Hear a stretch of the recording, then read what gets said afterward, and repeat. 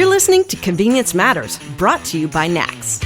Whether it's for food, fuel, drinks, or snacks, about half of the U.S. population shops at a convenience store every day. We'll talk about what we see at stores and what the future may hold for our industry. If there's one thing that customers come to convenience stores for, it's food. Whether it's fresh prepared, commissary, or from a fountain, food service is a huge part of our industry. And along with food service comes food safety. So today we're talking with Dr. Jespersen of Cultivate, who basically created a model for food safety culture. And we're going to talk to her and find out more about that. I am Chris Blasinsky with NACS. And I'm Jeff Lenard with NACS. And Lone, welcome. Thank you very much, Chris. Thank you, Jeff. So let's dive right in here. What is food safety culture? What are we talking about here? Good question, Chris. It's obviously something we talk a lot about, and there's a reason for that. Food safety culture is the summation of all of our assumptions. That's a bit of a mouthful, isn't it? But essentially it is, you go into a convenience store, there might be 30 people working in there at odd hours, at odd times of the day, and each of them carry a mindset and some assumptions with them around what is important to the success of their job and the store that they're part of. And whether food safety is part of that mindset and those thoughts, and those collective thoughts are really what food safety culture is. Sure. And we're not talking about, reinventing the culture of an organization, right? Like one of the things that you have said repeatedly to me in our conversations is that every organization has a culture. It warms me cold Danish heart, Chris, to hear you say that, because it is really something that we have to acknowledge. And it's not just the convenience store industry. It is to say, as a food business, be that a convenience store, a food manufacturer, a restaurant, if you handle food, you have a food safety culture. You might not like it. You might not think it's effective. You might love it, but you have one, right? Right. We can back up a second because we did meet you several years ago with Quick Trip out of Wisconsin. Dr. J. Ellingson and his team have an in-service event every year, and they are on the forefront of food safety, right? It's a top-down. It's driven from Don Zitlow, the owner. They are very fortunate to have that. Not a lot of companies do. And so that's how we met you, were introduced to this concept, basically. And as we've, over the years, the FDA, Food and Drug Administration, has come out with their 4 pillars for advancing food safety. Food safety culture is one of them. So what do you think is this driving force in this emphasis of food safety culture? I think it's an acknowledgement of that. There's a certain evolution to any type of culture, and we've seen it in safety. We've seen it in other areas as well. We start out by looking at being compliant. So we have a set of requirements. We try to deliver on those consistently. Then we go into the next stage of the evolution, which is around now we start to self-assess against that. So we might have some audits that we will assess of our business, and that's where we get to culture. So we've made some tremendous leaps in food safety across the globe over the last 25 years, but we've also come to a bit of a plateau. And I think having the chance to interview a lot of your members for the food safety culture maturity model that the NACS, let me try that again. So having had a chance to interview quite a number of your members for the NACS food safety culture model, what I really realize is that the convenience store sector is probably at that requirements or the early stage evolution when it comes to food safety. Even a company like Quick Trip that is at the forefront, like you said, is still reliant on having audits in their stores to make sure that food safety is acted on. So I think we're at this point now where if we want to improve and really deliver on what we all trust, which is we walk into a convenience store, we pick up food or a drink, and we trust inherently without questioning that it's safe for consumption. If we really want to deliver on that consistently and all the time as an industry, then we have to get to the culture step in that evolution. And that's really what's driving it, Chris, because we're unfortunately still seeing that people get sick and worst case lose their lives food that is being prepared by others. And unless we take that step into where food safety is just a part of doing business across everybody, then we're always going to be stuck in that mode where people get sick. And I don't know about you, but I'm fed up. I'm fed up with that status quo, and I want to bring it to the next level. Well, and I think you touched on just there in closing up your comments how you have become passionate about this, and I think our listeners would like to hear the story of how you became involved with this, given your background. And I want to hear the story. It's a great story, and it's a passionate one, and I think it needs to be heard. It's a sad story. Right? It's really a sad story, and it's in 2008. I would wake up in the morning every day and consume my food, really ignorant to the fact that I could be sick from that food if things went wrong. Never thought about food safety. And I was part of a very large organization in Canada, Maple Leaf Foods. I've been with the company for a good 4 years. Had never really been introduced to food safety, and I was part of food company. I looked after continuous improvement, and we did wonderful things. And then in 2008, on August 23rd, we were actively connected via DNA testing to the death of 23 Canadians. 23 Canadians who had consumed sliced meat that was made on our watch.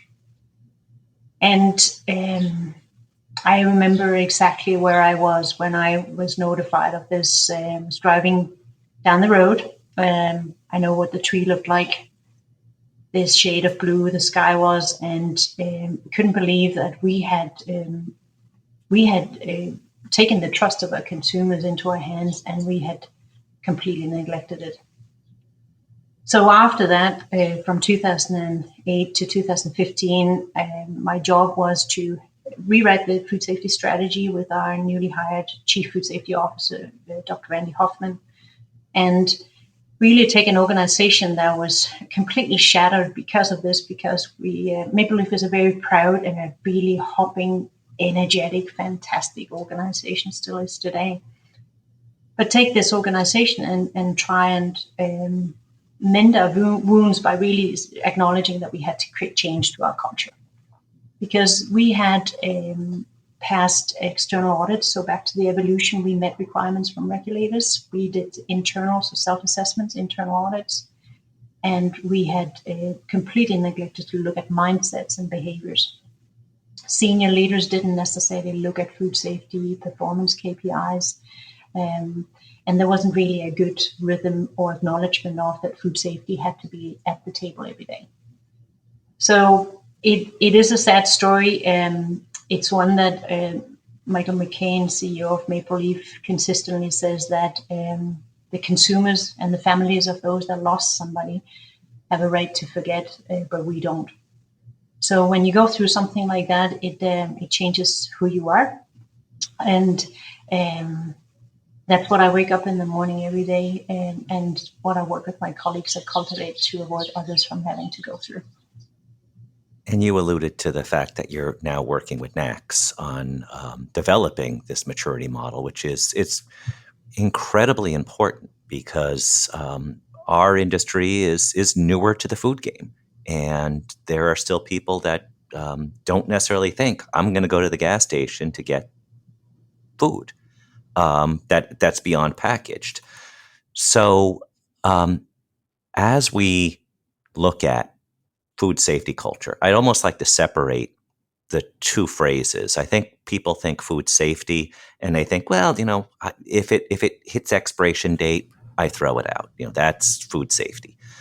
But the culture is the really key word that has really become a big part of the discussion, because you have to have the culture that supports all these higher level ideas that you need to communicate with food safety, because if people aren't on the same page, it doesn't matter how you suggest things happen. So can you talk a little bit about the culture element, which is critical to the phrase food safety culture? Certainly. And I love that you separate them, Jeff. If it was up to me, if we were to do this all over again with a focus on food safety culture, I would never call it that. Because a company has a culture. And it's in essence, it's its identity. So it's part of building food safety into the identity of an organization. That's what we're talking about. And we do that by looking at what are some of those strengths and weaknesses that a culture has. And I think that's where the NACS food safety culture model is really going to be quite powerful, because it's going to help your members plot themselves on a model and say, where are we strong in our culture and where might we have some gaps or some weaknesses. If we go down and look at the very foundational of culture, I know we talk a lot about leadership engagement and setting the tone. It's actually relatively easy to get a senior leadership team to talk about food safety on a regular basis, to walk the talk. It's in most cases quite a contained group, and it's about getting them the right messaging and making sure they understand why this is important and what it does to their business. Where it gets a little tricky, and that's where the convenience store industry is really unique, is you have all these subcultures. There's essentially a subculture by store that's very influenced by who the store manager is. And if she's really engaged in food safety, understands the significance of it, might have a personal connection to food safety for whatever reasons, there's a higher likelihood that food safety will be part of the identity of that store. And identity will really show itself in that you come into work, you might have on a regular basis, there's a conversation around food safety in our store. What does it mean to us? Why is it important? We might have that we have a peer review where we look at each other and say, how are we doing for food safety? We give each other feedback. And we might look at, well, this particular type of knife and glove doesn't actually really work so well when we're under pressure because the customers are lining up in front of us. Could we innovate around that so that it's still safe, but it also allows us to do our job? So food safety is part of the identity as for what makes that store successful now. And it's not hard to imagine what the opposite of that looks like. And in our industry, we have a lot of smaller operators, newer innovators joining the industry. So they may not have somebody with a doctor in the title that is looking at food safety. That's why it's so critical to be working with you. What about for those smaller operators with just a few stores? What are the basics that they can do that align with what some of the bigger companies could do that have somebody with a doctor on staff? Yeah, good question. I think if you take food safety and you boil it down to the very foundational elements, there's elements around cleanliness, there's elements around knowing the hazards that you're dealing with. So are you dealing with preparation where temperature of a piece of or a product is important? Find the basics of what your food safety system is in your store. It doesn't actually really matter if you are 10 people, 2 people, or you have 2,000. The basics, get down to the basics, right? And then find a way to explain that to those you work with in a way where this is what it is and this is why it's important. We have a real tendency as food safety professionals to have all these head tools. And what that means is, here's a standard, here's a thermometer, and here are your gloves. So we get all of the rationale, we have the tools, we have the standard, we have these head tools. We sometimes forget that all of us run around with a beating heart. And take those head tools and turn them into something that connects with some heart tools. So yes, we have a temperature that needs to be at a certain level consistently, and here's why. Because there can be something surviving in this food or added to this food that can make somebody really sick. Now let's talk about a personal story of that. So link that personal story to why you're taking that temperature. And I think, Jeff, I'm not sure it matters with size, because some of those basic things are the same. So seek out some material, seek out some content, and there's lots of that out there that you can use to say, hey, let's talk about temperature. And maybe you question or you make a little game out of it. You have your 10 people in the store who might be at an average age of 22, and you give them all a little sticky thermometer and you say, you go home, put that in your refrigerator, and let's talk about how cool it is and why it's important that it's at a certain level. So you're putting sort of a little bit of interaction, but you're putting the heart in it, because now they're going home and they're taking food safety into their homes, and they are now going to carry that with them throughout life, right? So I think we have to acknowledge that big isn't necessarily better, and that when it comes to food safety, we need to keep it simple. Yeah. Over the years, even Jay Ellingson from Quick Trip is sort of become a mentor for me in this space. We converse a lot, and he's very passionate about food safety, as I've learned that most people within this profession are. He's really helping us change the way we talk about food safety. We're protecting public health, and that's kind of that is his mantra. And he's very forthcoming about this statement that food safety is not a competitive advantage.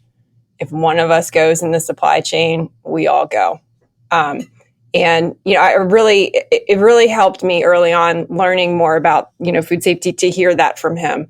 And he is a driving force within this industry, and he is part of the reason, most of the reason why we have engaged with you on the food safety culture risk model. So, but he wasn't the only one that you interviewed, right? So you interviewed 20 different retailers from around the world, and I can only imagine the things that you heard, right? To be a fly on the wall, because NACS doesn't know. We were not involved with the interviews at all.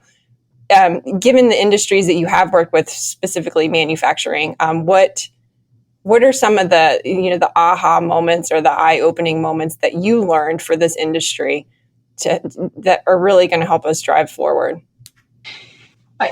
There's three things that really stood out for me, and I'll just really briefly try and give you some perspective on the three without giving anybody away, because as you said, it was confidential when we did the interviews. Agility, invisibility, and proximity. Lovely words. They just flow off your tongue. About agility, this is something that I am completely energized by the convenience sector by. It is an industry that takes change and just picks it up and moves with it, right? I'm a manufacturing rat by heart. I've been in manufacturing my entire life. So seeing how a convenience store company is able to just pivot around, and I'm not talking about COVID here, it's about new product launches, it's about reacting to not having the staff in the store, and how they manage with all of that. I think there's just an agility around that is so admiring and can be used to so much for food safety. So that's one thing. The other thing is around invisibility, and that's essentially because of the 21 people that I interviewed, I think 3 of them had food safety in the title. The rest were food service something. They're managing multiple areas sometimes, and even if they're not and just focused on food safety, they're still not food safety, they're food service. And I think we have to acknowledge that the unspoken is often forgotten. I have this same conversation with companies in Australia in general, because they just don't use the words food safety. And I think that's a big change we have to acknowledge has to happen in the convenience store. We actually have to formalize that there's something called food safety and that it's business critical. And let's call it out. The third thing is proximity. And that's something that I think is really different for convenience stores as well. If you are a line operator in a milk powder plant, all you see is beautiful stainless steel all day. And it's really hard to translate that into that can make somebody sick, because you never see anything resembling product or anybody eating. When you're in a convenience store, you have the consumer right in front of you. You're looking the people in the eye that's going to go away and eat what you might just have prepared or sold them or handled. So I think that proximity is really important, because if we can look if I can look you, Chris, in the eye and Jeff in the eye, and I know that I have just taken a shortcut, and I know that because of that, I could have introduced something that can make you sick. I mean, you've got to be a special person for that not to tug at your heartstring, right? So I think that agility and visibility and proximity are some themes that we've played with in the NACS food safety culture risk model as well, because those are unique. They're unique to the convenience store industry in a beautiful way, but also with some opportunity for improvement, I would say. Thinking about the context, I'd love your example about giving people thermometers and taking them home, and all of a sudden they see things differently. And then what you just were talking about there with proximity, where you see the customer, I think that makes it very relatable, so that it takes it from the head and puts it right there with the heart, where people draw the connection. Because we talk in our industry, it's like, there's the ultimate is when you have a job that's more than a job, that's more than a paycheck, where you're doing something positive. It could be around anything in the community that makes it better. And certainly food safety is a huge one of those, particularly coming out of the pandemic, looking at how more food service will be out there. And it will be out there in different ways, because people will expect more curbside. They'll expect more home delivery. They'll expect all of these things. You used that word pivot earlier, and you said not related to COVID. But yes, that word is overused with COVID. But there are so many more things that will be coming out of this, where food safety and food safety culture go hand in hand. And so we need to build this out and make sure that we are rock solid on the foundation here, because you can't take shortcuts with food safety. No. And I think we can't forget either, Jeff, that a strong, mature food safety culture is also one where there's generally just better control and more proactivity in the store. So people are just more proactive in looking for risks, managing food safety. You don't have to now react to something having happened. And that has a direct connection to also the profitability of an organization. We've known this for a long, long time with manufacturing, that cost of poor quality goes down as you mature your culture around quality. And I don't personally have the data yet. I'm hoping that we will one day, but I have no reason to believe that that's not also true in a convenience store. Yeah, I anticipate that we will have more conversations about this, hopefully either this format or in our magazine, or hopefully we'll get you at the NACS show once, we're able to, and, to get you in front of our industry and really talk about this the way that we've seen you talk about it for Quick Trip. It is powerful, and it is something that I feel very confident that our membership will embrace and really, drive this forward. With any culture, it is a journey. It is not a destination. I mean, this is a long-term project for us, and it's something that we're really excited about. And hopefully the members who have brought this to our attention are excited about it too. So we're really excited to get it, move it forward and continue working with you, because you're great to talk to. You laugh, you make fun of me, and I love it. And you help me with, things that I need, with magazine articles. And I see you pop up all the time within the food safety world, with webinars and articles and things like that. You truly are an expert, and we're really, really lucky to have you on our side and helping out our membership. So with that, we thank you. And we look forward to talking again. So also, I'm the one that's not the co-author on some of these NACS magazine articles. So if you haven't read the NACS magazine article that they co-authored, there's another one as well. Or you can go to nacsmagazine.com and find out more on food safety and food safety culture. Now, Dr. Jespersen, one final thing, whether it's somebody in the manufacturing community to learn more about food safety and how they might work with you. Yeah, I'd suggest look us up on cultivatefoodsafety.com. And I have the pleasure of working with some fantastic colleagues that are equally passionate about food safety across the world. And we are always good for a conversation. Well, thank you. And thank you all for listening to Convenience Matters. Convenience Matters is brought to you by NACS and produced in partnership with Human Factor. For more information, visit convenience.org.